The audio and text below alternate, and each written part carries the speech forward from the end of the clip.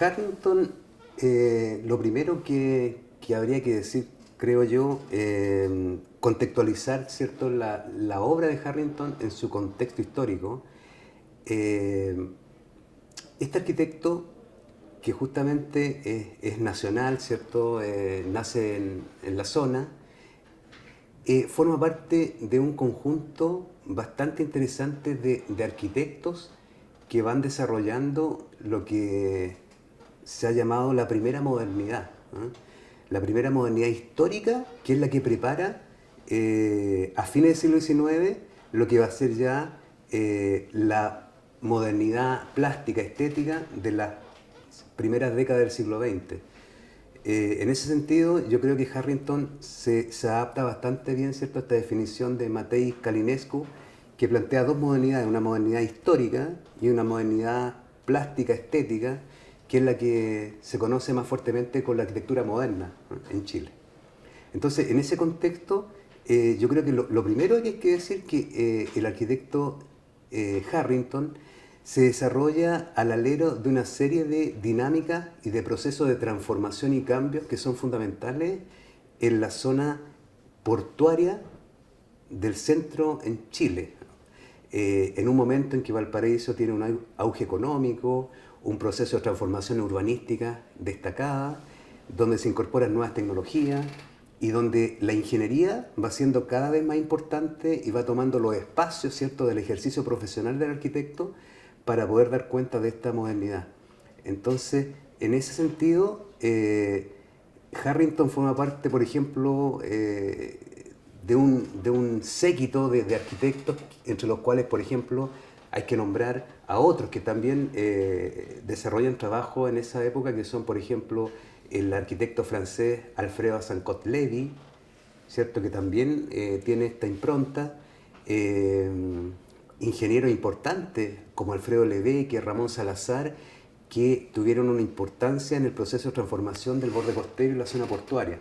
Por lo tanto, es un momento, fin del siglo XIX, cuando este arquitecto Harrington comienza a desarrollar un trabajo que tiene que ver con un aporte a las transformaciones, a la modernidad que se están incubando en Valparaíso y por lo tanto la ciudad y su arquitecto y su ingeniero se transforman en experimentadores de lo que va a ser la nueva arquitectura en la zona central de Chile y que ya se va a desarrollar fuertemente o se va a normalizar a partir de 1930, 1940 con lo que es la arquitectura moderna propiamente tal.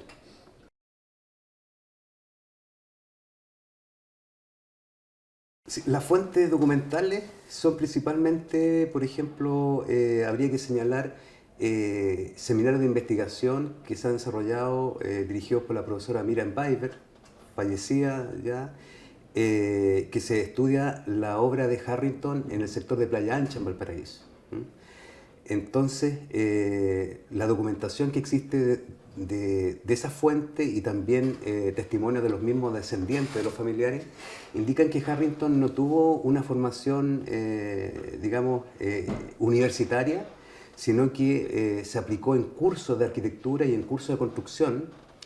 Y en ese sentido es importante revelar la importancia que tiene un poco la mentalidad de la familia Harrington en su forma de abordar el proyecto, en el sentido de poder vincular lo que son los ejes culturales de ese momento.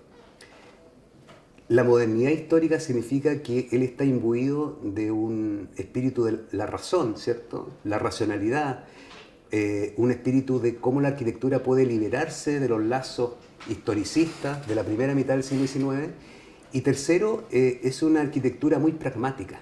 Por lo tanto, pienso yo que el aporte que la familia Harrington le entrega a él, al arquitecto en su función, es importantísimo en el sentido de poder formarlo en los términos del pragmatismo, que son, digamos, aportes muy interesantes en su obra y que justamente permiten entender esta paradoja, que no es un arquitecto que se haya formado, se haya titulado en alguna universidad, pero la vinculación con su familia, el pragmatismo y evidentemente el tema de que sus padres, ¿cierto?, su padre es norteamericano, también le dan, ¿cierto?, esa característica al molde formativo que él tiene como profesional.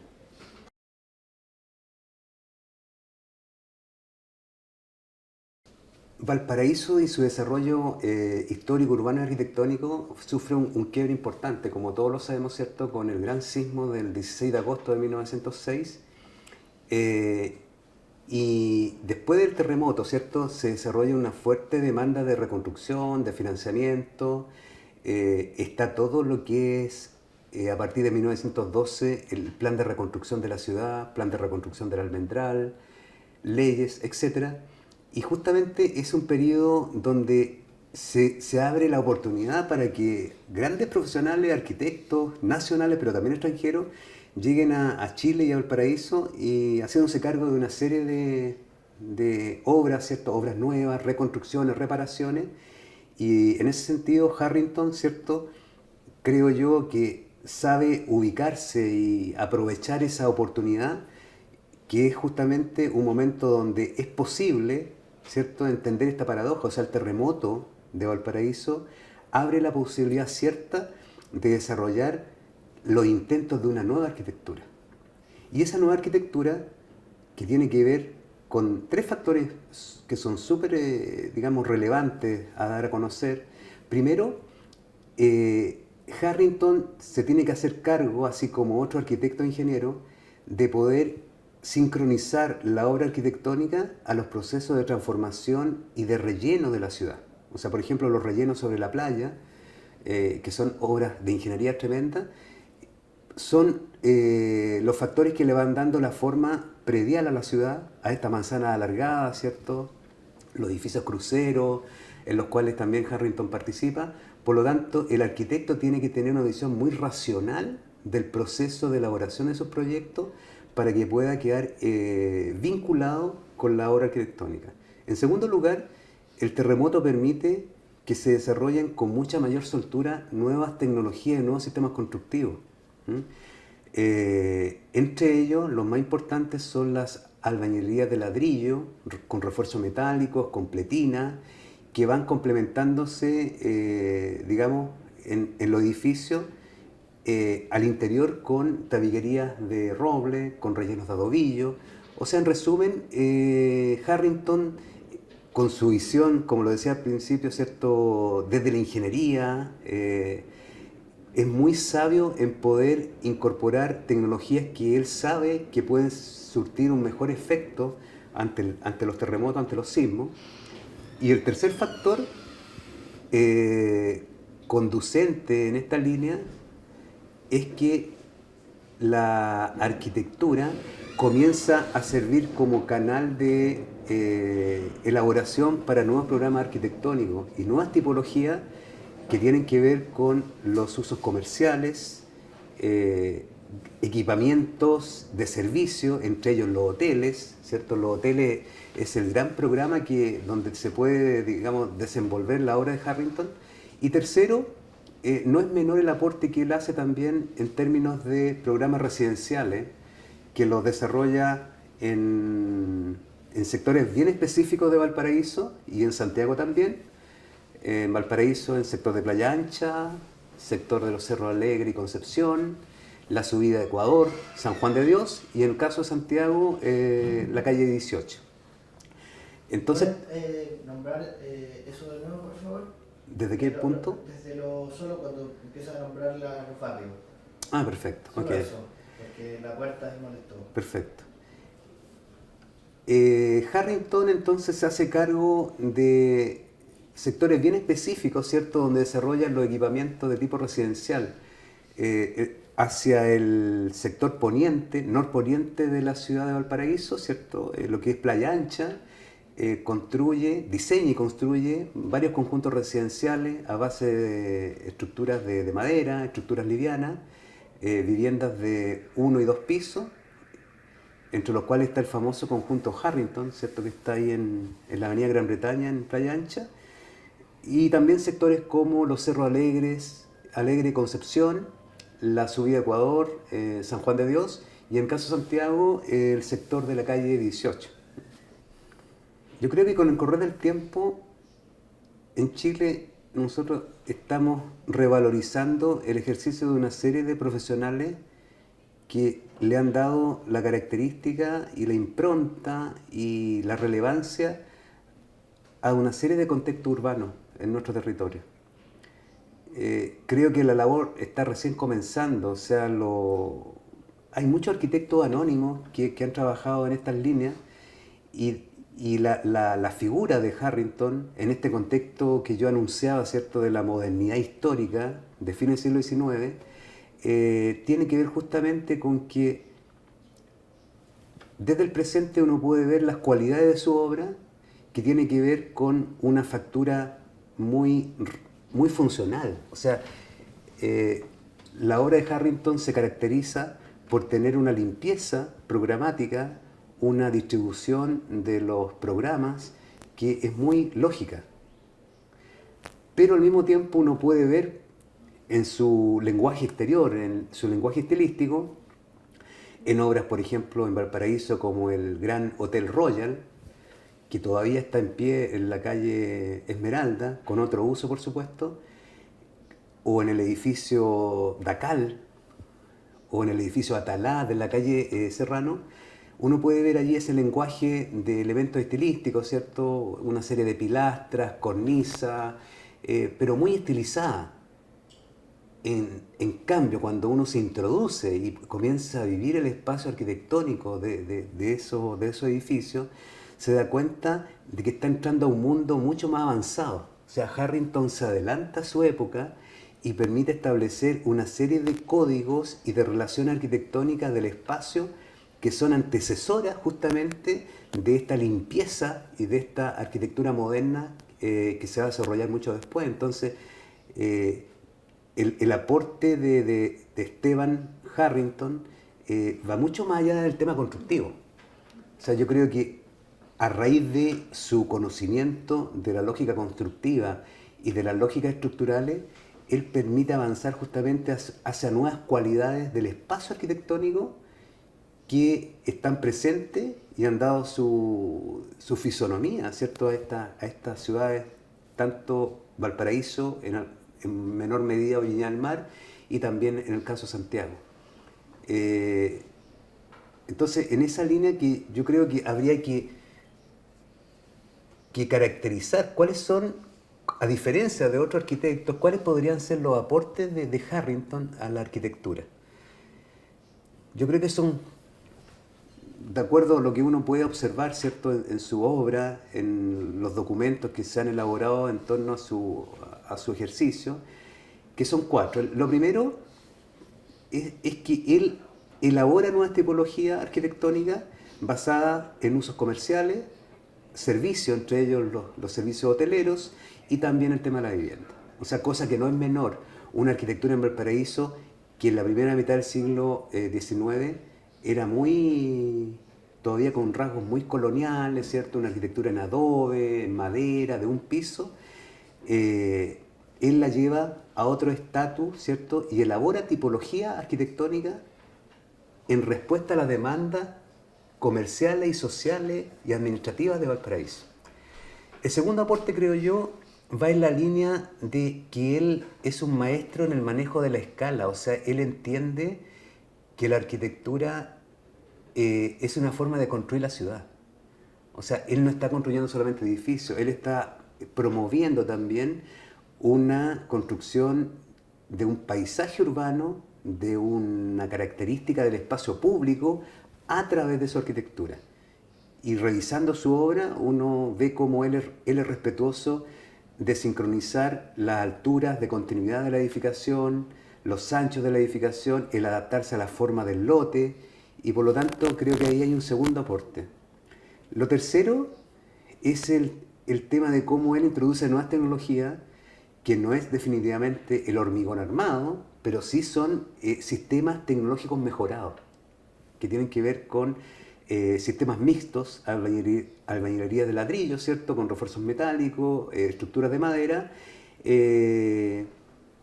Generalmente la parte más fuerte, ¿cierto?, de la estructura, más resistente, está en los perímetros, en los cajones, y al interior Harrington utiliza sistemas más livianos, generalmente a base de estructuras de madera.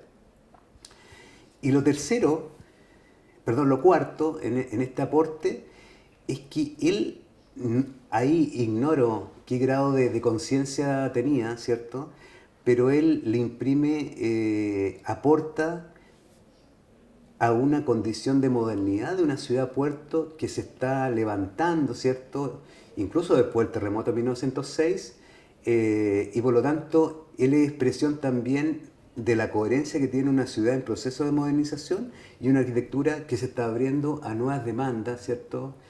Nuevos usos, y ahí es importante cómo él recoge el tema de lo cotidiano, el uso y la percepción de lo cotidiano en una ciudad a raíz de los nuevos usos que está estableciendo. Entonces, creo que pueden haber otros factores que permiten valorizar su obra, ¿cierto? Y posicionarla en sus características cualitativas, más allá del tema cuantitativo, porque Harrington fue un prolífico arquitecto, o sea, tiene una obra en la ciudad, la que queda en pie todavía, bastante numerosa, y que le ha permitido justamente, creo yo, en esa línea, él ha sido un aporte también a este valor que hoy día nosotros en Chile le damos al Valparaíso, ¿cierto? Y a su condición de patrimonio, un sitio del patrimonio mundial reconocido por la UNESCO el año 2003.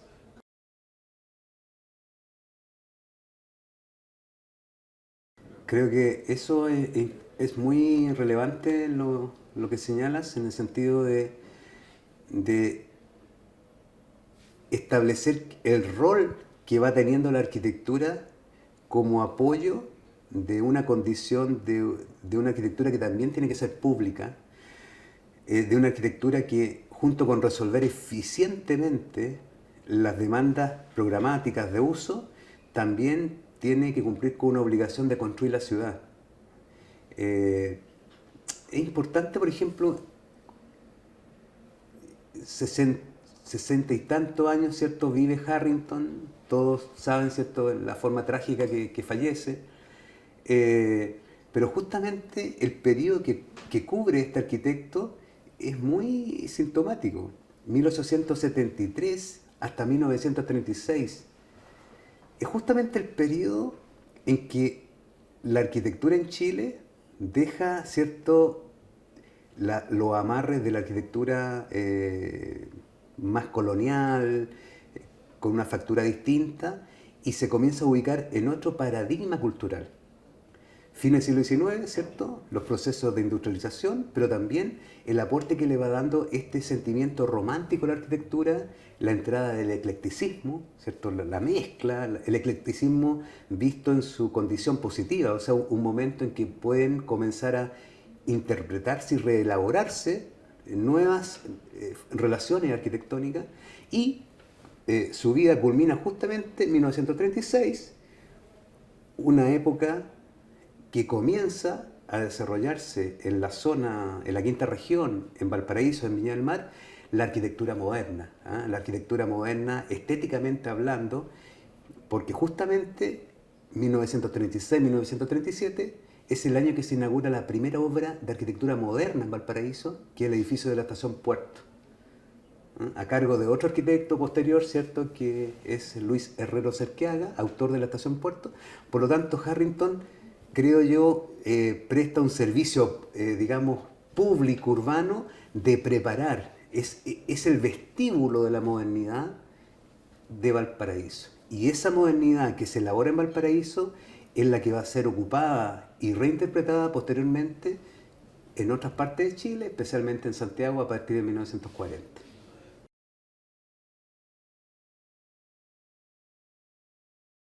Bueno, quizás habría que haber agregado también que él se caracteriza por su versatilidad.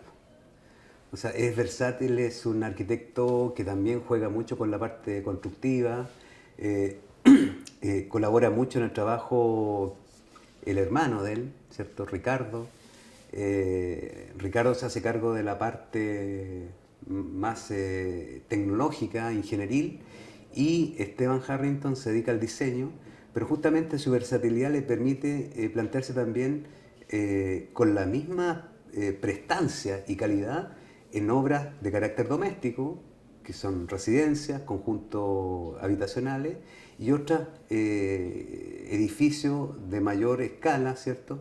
Que tampoco llegan a ser monumentales, ¿cierto? En dimensiones, como es la arquitectura de la misma época en Santiago de Chile.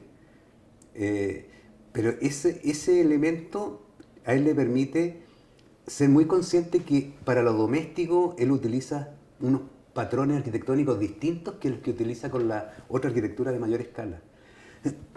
Por ejemplo, incluso la materialidad. La arquitectura de la vivienda de Harrington generalmente es a base de madera, incluso en los casos donde la madera queda oculta, que son los casos de la Avenida Ecuador en Valparaíso o en el Cerro Concepción, queda oculta, pero la estructura, ¿cierto?, de roble están al interior de la vivienda. Y en los casos de Playa Ancha, ahí definitivamente hay una tendencia por un gusto de una arquitectura neovictoriana, con elementos de madera, mayor elaboración en los ornamentos. Siempre la idea justamente de que la función arquitectónica está muy comprometida con la forma de expresar ese lenguaje. Entonces, él generalmente usa el lenguaje neovictoriano, ¿cierto? Y el eclecticismo para su obra residencial. En cambio, cuando, por ejemplo, tiene que hacerse cargo de obras de mayor magnitud, como es, por ejemplo, el ex Hotel Royal de la calle Esmeralda, ahí estamos frente a otra disposición estilística, elementos neorrenacentistas, que se van mezclando con elementos neoclásicos, el uso de la buhardilla. O sea, en resumen, él no actúa mecánicamente, sino que de acuerdo al programa arquitectónico, él va adaptando estas soluciones del lenguaje estilístico. Él, lo que decía un poco al principio, o sea, su filiación Harrington, de hecho los antepasados de Harrington que llegan a Chile son coetáneos con Lord Cochrane. Ya.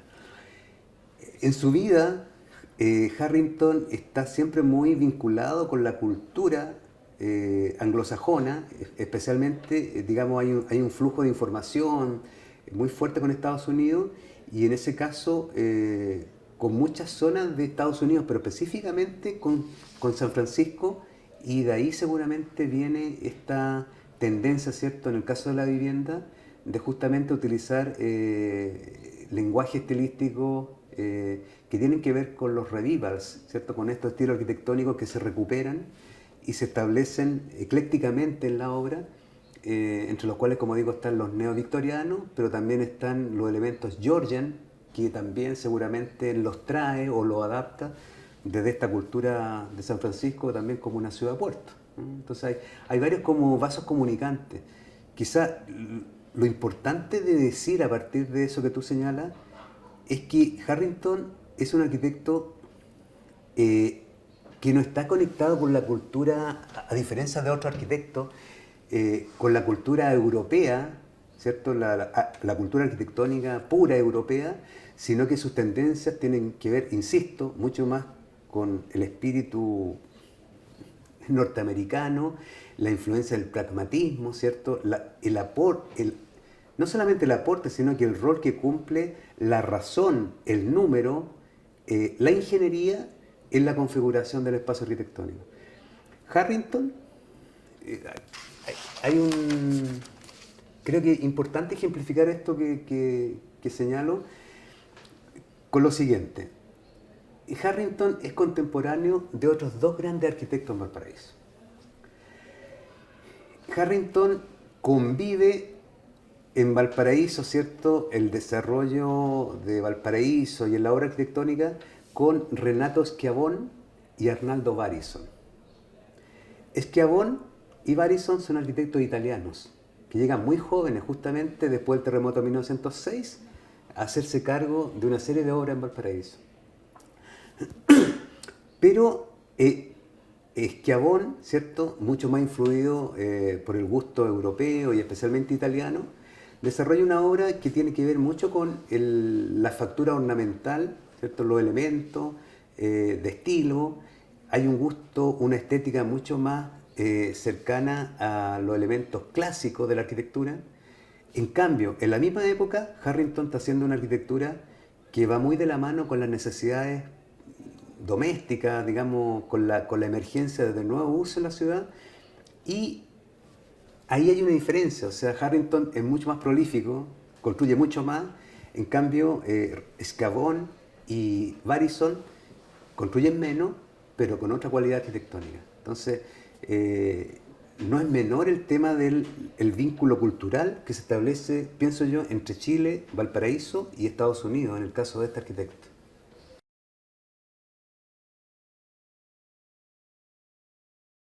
Los hoteles, ¿por qué se construye tanto hotel a fines del siglo XIX y principios del siglo XX en Valparaíso? Porque la ciudad es un centro de intercambio cultural, comercial, portuario a nivel internacional. Valparaíso es una ciudad que recibe ya a partir de 1860 una cantidad importante de inmigrantes europeos y posteriormente norteamericanos. Junto con eso hay también una migración local, una migración que viene del campo a la ciudad, ¿cierto? Buscando mejores condiciones de trabajo en una ciudad en proceso de industrialización. Por lo tanto, Valparaíso necesita lugares de acogida, lugares de hospedaje. El hotel justamente es la manifestación más clara de esta tremenda actividad social de intercambio que tienen los puertos y por lo tanto ahí es interesante el aporte que viene haciendo Harrington, ¿cierto? Participando con la colocación de muchos hoteles, algunos de mayor escala y otros de menor escala, en la ciudad. Y específicamente creo que hay tres casos que son emblemáticos en la obra de él. El primero es el caso del Hotel Royal, de la calle Esmeralda. El segundo es el Hotel Reina Victoria, que genera un cabezal de apoyo, el cabezal poniente de la Plaza Sotomayor. Y el tercero es el edificio Atalá de la calle Serrano, que originalmente fue el Hotel Cecil. En esos casos, uno puede ver el rol urbanístico que tiene la obra de Harrington. Por ejemplo, si paseamos nosotros por la Plaza Sotomayor, nos damos cuenta que el Hotel Reina Victoria es un edificio cabezal. Su cabezal, ¿cierto?, tiene que ver con el término de una manzana alargada que da el apoyo a la Plaza Sotomayor, pero hacia el otro costado es un edificio muy angosto. Por lo tanto, en ese caso, el desafío era cómo incorporar una serie de habitaciones para lograr el Hotel Reina Victoria, y poder colocar todos los equipamientos necesarios, ¿cierto? Las circulaciones, los accesos, en un edificio de alojamiento tipo hotel en un pequeño espacio. Y creo que ahí también se manifiesta cómo este pensamiento ordenador de Harrington le permite dar una solución bastante eficiente en poco espacio. El segundo es el que está también cerca en el área del puerto, es como decía yo, el actual edificio Atalá, que está en la calle Serrano, que fue el Hotel Cecil. Allí un edificio que logra estructurarse en base a una serie de crujías, ¿cierto?, de volúmenes que se van pareando y que organizan, ¿cierto?, el uso del hotel a partir de los segundos pisos. Otro aporte importante de Harrington en ese caso, el comercio, la actividad comercial la deja hacia la calle en los primeros pisos, y cada cierta cantidad de locales comerciales él incorpora los accesos mediante escalera a los segundos pisos, al hotel. Desde la escalera se abren zaguanes o recibidores, ¿cierto?, que permiten distribuir la circulación en cada uno de los pisos. O sea, un espíritu que va ordenando el espacio de manera racional y que le da el apoyo, la característica, en este caso, a la calle Serrano. Y el tercero, que es el caso del ex Hotel Royal, donde evidentemente el lenguaje, la altura del edificio, su volumetría mayor, hizo que fuera uno de los hoteles más más importantes de su época. O sea, fue un modelo de vanguardia en la hotelería, en la tipología, un edificio que logró también responder la alta demanda de pasajeros de la época, y justamente ahí vuelve a utilizar este patrón tipológico: comercio, primeros pisos, circulaciones, escaleras, recibidores, pero ya con mayor cantidad, o sea, con mayor magnitud en la resolución. Eh, y en esos tres casos hay algo muy importante que tiene que ver con el tema estructural constructivo. Las crujías que él va colocando para organizar los conjuntos de departamentos o de habitaciones se van separando por muros cortafuegos. El incendio, el sismo y el viento son los tres elementos, en conjunto, los tres elementos que caracterizan las condiciones, las condicionantes ambientales e históricas de Valparaíso. Y en ese sentido, también la normativa de la época y la regulación lo obligó a él a establecer estas protecciones, ¿cierto?, de fuego, de cortafuego, entre estas crujías, pero si uno se fija bien en su obra, no, estas soluciones que son más prácticas, normativas, no aparecen, no ensucian, ¿cierto?, el lenguaje y la delicadeza de la obra de Harrington en el caso de estos de los hoteles.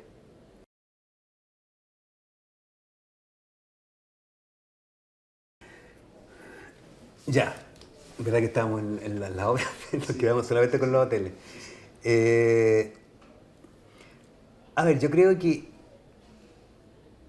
hay otros casos en los cuales se manifiesta también bajo otra demanda, o sea, la demanda de servicios de carácter público o de grandes empresas, en este caso la compañía sudamericana Vapores, que tiene que renovar su equipamiento urbano, sus inmuebles en el área del puerto. Y en ese caso, el edificio de la compañía sudamericana Vapores, ¿cierto?, que estaba ubicado, porque ya no existe, en la calle Errázuriz, esquina de Almirante Gómez Carreño, cumple otra función. Aquí es importante una obra que le dio el sentido al borde norte de la ciudad, al límite del borde costero de la ciudad hacia lo que es actualmente la avenida Errázuriz. El inmueble de la compañía sudamericana se construye en un momento en que no está desarrollado completamente el actual borde costero de Valparaíso. Las obras que nosotros conocemos ahora del malecón, del borde portuario, se terminan recién en 1928. Y el edificio de la Sudamericana se construye mucho antes, por lo tanto, hay que imaginarse el waterfront de Valparaíso, desde la bahía, la importancia que tenían los edificios, la arquitectura vista desde el mar. Y Harrington, bueno, coloca su obra que va conviviendo con obras de otro arquitecto, otro ingeniero, y ahí se produce la mixtura, ¿cierto?, entre los equipamientos de grandes empresas navieras, portuarias, comerciales, que están sirviendo a un uso portuario y de negocios de nivel internacional, pero al mismo tiempo es una arquitectura que apoya la actividad cotidiana, el paseo, el traspaso, ¿cierto?, que se da en lo que es la calle Errázuriz y transversalmente con la calle Almirante Gómez Carreño, que es la que justamente remata, si uno baja hacia el sur, remata con la Plazuela Turri, que es la antesala del ascensor Concepción, hacia el cerro del mismo nombre. Por lo tanto, ya tenemos los hoteles, tenemos estos otros edificios más institucionales, como la Compañía Sudamericana, y yo creo que hay otras obras que me gustaría, no se habla mucho de esto, el aporte que tuvo Harrington en obras directamente ya de ingeniería, o sea, hablando de la ingeniería, el aporte que él tuvo en el diseño de un conjunto de funiculares en Valparaíso, ¿no? Ascensores, llamados ascensores, pero son, digamos, correctamente dicho, funiculares, en los cuales es lógico que la importancia de la ciencia, de la tecnología, era el factor que ordenaba el proyecto arquitectónico, en casos como por ejemplo el ascensor Varón al oriente de la ciudad, el ascensor Espíritu Santo, donde él tuvo una participación en el diseño, entendiendo que los ascensores son más que un sistema mecánico de transporte, sino que también los ascensores son una arquitectura en movimiento. Y allí la labor de él como arquitecto demuestra cómo un arquitecto puede moverse, ¿cierto?, con una flexibilidad exquisita en su época entre los requerimientos de la ciencia, la tecnología y la ingeniería en relación con la arquitectura, porque los ascensores, como se conoce, cuentan con estaciones inferior, superior. Muchas veces las estaciones superiores habitaban los cuidadores de los ascensores. Entonces es un ámbito poco estudiado que tiene que ver con esta incorporación de lógicas que quizás muchos arquitectos en su tiempo no podían comprender, cómo un arquitecto se metía a diseñar conjuntamente con los ingenieros grandes obras de tipo urbanístico, pero que tenían una importancia arquitectónica, en este caso, en su vinculación con los cerros, con la parte habitada de Valparaíso. Como Wilchecker en Santiago. Como Kulczewski en Santiago, exactamente, exactamente. Y lo otro, que ya lo hemos conversado un poco, tiene que ver con las viviendas, pero más allá de la vivienda, digamos, como un edificio de habitación, me gusta mucho a mí señalar el caso del conjunto Harrington, en Playa Ancha. Es un conjunto que se adelantó, ¿cierto?, al pensamiento de Aldo Rossi, o sea, cómo una arquitectura construye ciudad a través del tiempo y genera un hecho urbano. En el caso del conjunto Harrington, el arquitecto se preocupa no solamente de dotar de cantidad de viviendas y departamentos, sino que encuentra las soluciones para poder establecer la vinculación entre estos departamentos y poder introducir dentro del conjunto un espacio privado, pero que tiene un uso público. El pasaje Harrington, porque, bueno, de ahí viene el nombre, se llama pasaje Harrington, dentro del cual uno se va encontrando cada ciertos tramos con viviendas y antejardines, zaguanes, hay un quiebre. El pasaje interiormente sirve para vincular dos calles importantes, por lo tanto, Harrington establece viviendas también que son verdaderos conjuntos habitacionales. O sea, también hay una modernidad detrás de eso. Él se adelanta justamente a las unidades residenciales, donde es muy importante el tema de saber vincular la estrategia entre distintas viviendas. Él tiene muy claro que construir un conjunto no es colocar muchos palacetes juntos, sino que estructurar una especie de trama urbana que funcione para la ciudad, para el barrio, y sea también al mismo tiempo muy eficiente como arquitectura privada, como arquitectura de vivienda.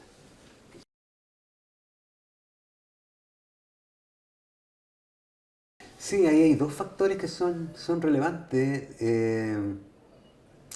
Uno, es como Harrington, que también lo hicieron muchos arquitectos, Nicolás Marambio, en su época, el mismo Alfredo Zancot, que fueron, digamos, vivieron la misma época junto a Harrington. Ellos eran gestores de sus proyectos.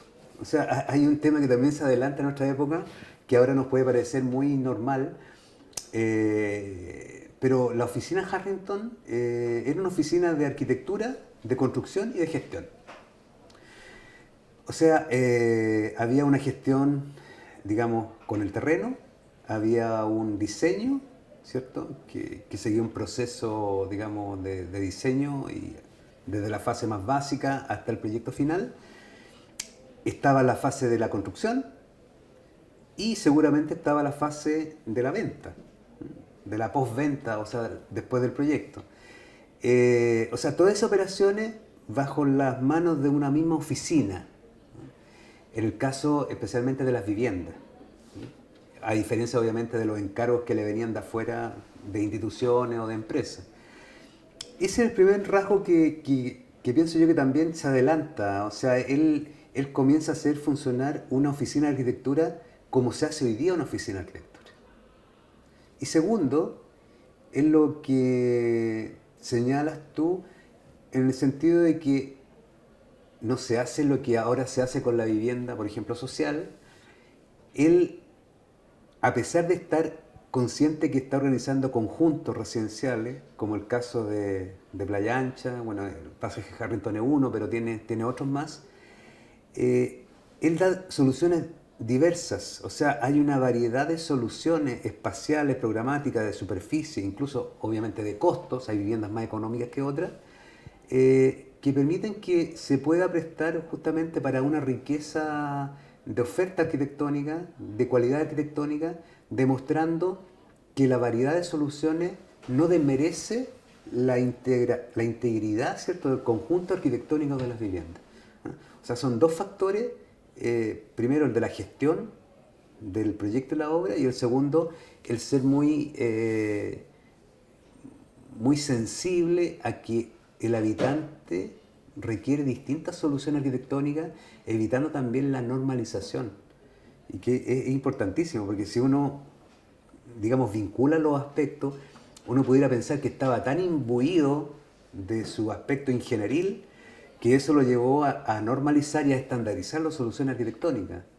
Al contrario, Harrington produce riqueza arquitectónica, pero con los procedimientos de la eficiencia de la ingeniería, que creo que ahí está la novedad que nos trae Harrington a la ciudad. En la producción arquitectónica, uno quizás pudiera organizar los proyectos Harrington en tipología. Los hoteles, la vivienda, los edificios de servicio, y yo creo que otros tienen que ver también con aquellos edificios que construyen ciudad directamente, que son los edificios cruceros. El edificio Dacal, que está ubicado en Errázuriz, ¿cierto?, con la calle Blanco y Pasaje Ross, que no hay que confundirlo con el edificio Luis Cousiño, que está enfrente, que también es un edificio crucero, justamente es un edificio que se levanta después del terremoto, pero también se levanta ayudando a la consolidación del borde costero de la ciudad. El edificio de Dacal se ubica justamente en la frontera norte, en los rellenos de la playa, donde aparte del esfuerzo arquitectónico constructivo, hay una tremenda obra de ingeniería en lo que son las fundaciones, la preparación del terreno para poder levantar esta obra. Entonces el edificio de Dacal es un inmueble que es eficiente después de la reconstrucción del terremoto. Ha sorteado muchos nuevos terremotos que se han sucedido hasta el día de hoy en Valparaíso.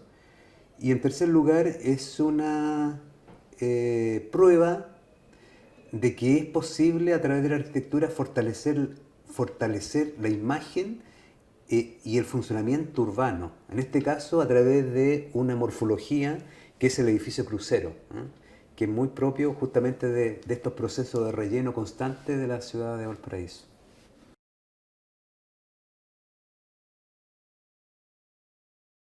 En Santiago, Harrington, creo yo, es una opinión personal, creo que logra resolver problemas arquitectónicos con mucha calidad, eficiencia, pero no logra la prestancia, las cualidades que sí la obtiene él en la zona costera, portuaria en Valparaíso. Evidentemente por una diferencia de carácter geográfico, topográfico. La solución en la calle 18, por ejemplo, son eficientes y han permitido recientemente rehabilitaciones, ¿cierto? La incorporación de nuevos usos en estos edificios, lo que manifiesta el potencial de reinterpretación de su arquitectura. No obstante aquello, creo que a Harrington hay que valorarlo justamente en el espacio urbano histórico que es el espacio propicio de la modernidad en Chile, que en ese momento no era Santiago de Chile, era Valparaíso. Porque ahí comienzan a lucir otras cualidades del arquitecto, ¿cierto? El arquitecto que juega con la topografía, con las vistas, con la forma del lote, y por lo tanto la misma obra de él, que está en Valparaíso, sería esperable también que sufriera las mismas transformaciones, las mismas rehabilitaciones con calidad de algunos casos muy importantes que también se han rehabilitado en Santiago, ¿no?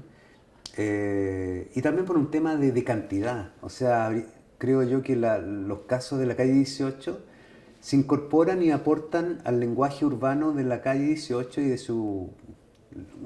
con una gran cantidad de palacios, viviendas de alta densidad, construye la continuidad del espacio público de esa zona de Santiago, pero es mucho más relevante lo que hace Harrington, como te digo, en Valparaíso, creo yo.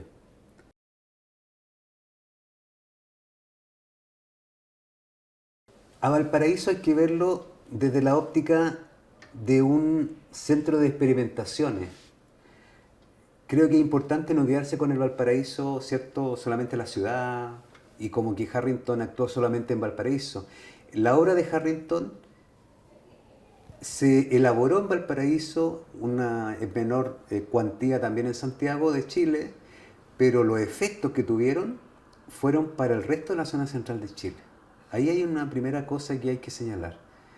Lo segundo es que actualmente la ciudad Puerto, tiene la condición de Patrimonio Mundial declarado por la UNESCO, ¿cierto? El 2 de julio del año 2003, y la condición que se le reconoce a Valparaíso para haberla declarado un sitio de Patrimonio Mundial es en la manifestación de una temprana globalización de fines del siglo XIX.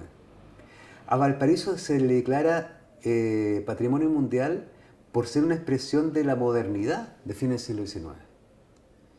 Y por lo tanto, todos aquellos factores que aportaron a esa modernidad, a esa transformación, a esa industrialización, a esa innovación, hay que sumarle los aportes que alguna arquitectura han generado. O sea, la forma de la ciudad que hoy día nosotros tenemos en Valparaíso y que en el fondo es el soporte de esta condición de patrimonio en Chile y de patrimonio a nivel del mundo, es porque también un conjunto de arquitectos de la primera modernidad comenzaron a movilizarse desde fines del siglo XIX hasta las primeras décadas del XX para poder introducir otra forma de elaborar la arquitectura influenciado por otros patrones de conducta proyectual donde definitivamente fue posible hermanar o introducir el ejercicio de la ingeniería dentro de la arquitectura, pero sin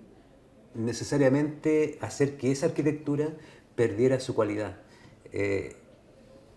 La Plaza Sotomayor en Valparaíso, la calle Serrano, la calle Cochrane, la calle Esmeralda, muchos sectores del borde costero de Valparaíso tienen valores patrimoniales, históricos, urbanísticos, sociales y arquitectónicos, también porque hay allí obras de Esteban Orlando Fernando Harrington que han construido ese valor y que están totalmente vigentes a las funciones actuales. O sea, esa es una lección de arquitectura y de eficiencia, como inmuebles que fueron levantados hace más de 80, 90 años, siguen estando muy,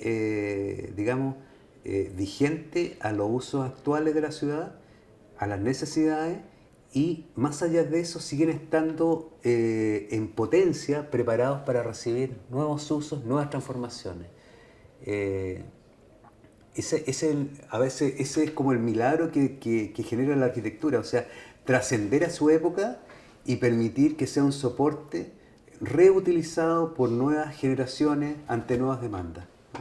Ahí hay una condición justamente de modernidad, y desde el presente, valorando a Harrington, insisto, desde el presente significa valorar un proceso de construcción de una primera modernidad que no hay que confundirla con la modernidad estética, ¿cierto?, del hormigón armado, sino que hay que identificarla con los procesos de elaboración de las transformaciones y de los cambios que comienzan a acogerse, ¿cierto?, en el nuevo espacio arquitectónico, en el nuevo espacio público de la ciudad de fines del siglo XIX y de las primeras mitades del XX.